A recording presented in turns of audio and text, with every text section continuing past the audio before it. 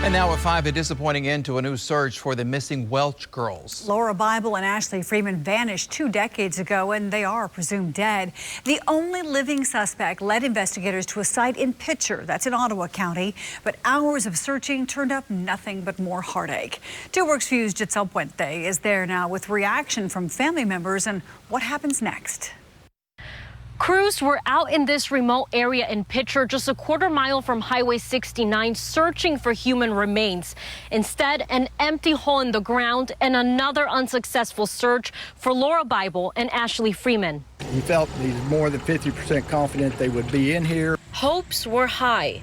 This is his best guess, you might say, or his best opinion on what he thinks we need to look.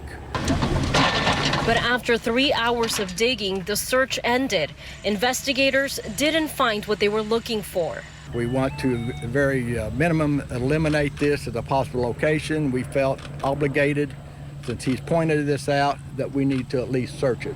DA investigator Gary Stansel said they were led to this corner by Ronnie BUSICK, who pled guilty last month to being an accessory to murder. The 68-year-old told investigators to look for an underground root cellar where the bodies of Laura Bible and Ashley Freeman could have been buried in 1999. When asked why should we be looking at a root cellar, he mentioned that the other suspect, David Pennington, had made mentions that he had to fill in a root cellar shortly after the time of the crimes.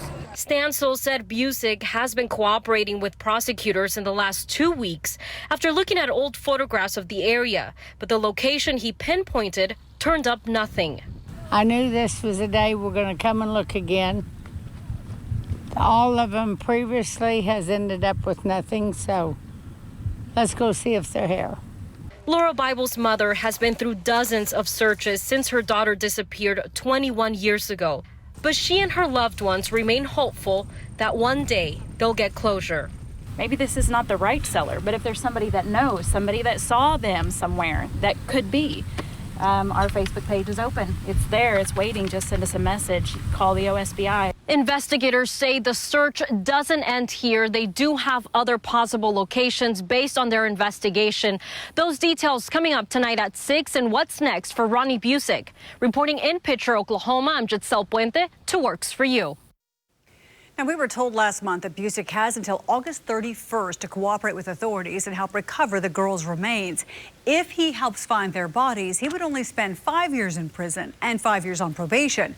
If he doesn't, he would get 15 years in prison after pleading guilty to being an accessory to murder. BUSICK was arrested and charged with the crimes 2 years ago.